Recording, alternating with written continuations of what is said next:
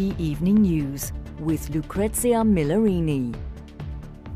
Good evening. A long-awaited report out has tonight shone a new light onto the difficult and often emotive questions surrounding young people with gender identity issues. The report by Dr. Hilary Cass was commissioned by NHS England after a major controversy blew up over gender care for children, a controversy which the report says quickly became exceptionally toxic.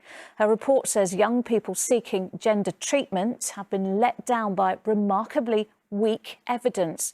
Dr. Cass calls for a holistic approach to gender care and cases to be treated with extreme caution. Our social affairs correspondent Stacey Foster reports. Next tonight, a brutal father who snapped the neck of his 4-week-old baby son was today jailed for life for his murder.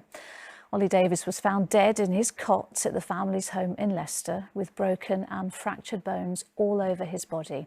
Michael Davis was told he must serve at least 22 years behind bars.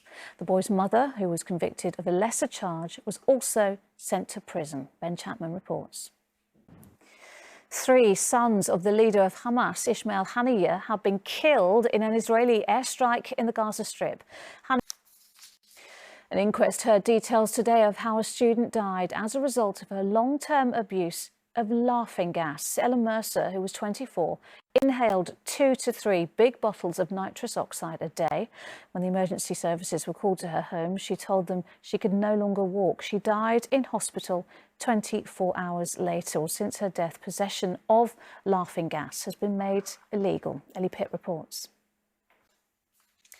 5 members of a criminal gang have been convicted of running a massive benefits fraud in North London from places like the shabby back room of a corner shop. They plotted to make more than £50 million in fake universal credit claims, the biggest ever welfare fraud in England and Wales. Nick Smith reports. There's plenty more to come on the ITV Evening News, including... You're watching the ITV Evening News. It's just before 7. Here's what's still ahead before Emmerdale. It is a desperate situation with organised gangs running their own social media campaigns to encourage more to make the dangerous journey. That's after the break.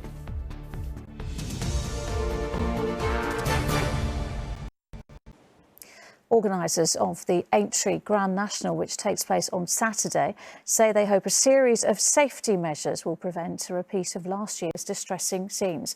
The race, a meeting which begins tomorrow, has been overshadowed by the deaths of 4 horses at last year's Grand National Festival.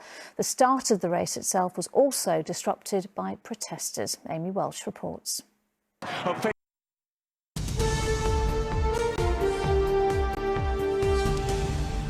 Hello and welcome back. In a government U-turn, Rishi Sunak today announced that assaulting shop staff will be made a separate criminal offence. Mr Sunak claimed shop workers will realise the government has got their back, but as late as last October, ministers were ruling out the need for a new specific offence. Jasmine Cameron-Chileshi reports. A prominent campaigner for sub-postmasters caught up in the Horizon IT scandal today accused the Post Office of behind-the-scenes deception.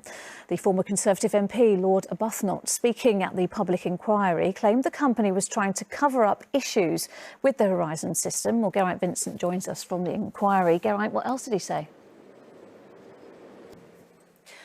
The dominance of Britain's retail grocery sector by the supermarket giant Tesco was demonstrated by its latest set of figures today. Pre-tax profits for the year to the end of February hit a whopping £2.3 billion. Well, let's go now to our rails reporter, Rhys Williams, who's in Port Talbot for us this evening. And Rhys, so the company says pressures on grocers have eased. Will customers see prices fall as well?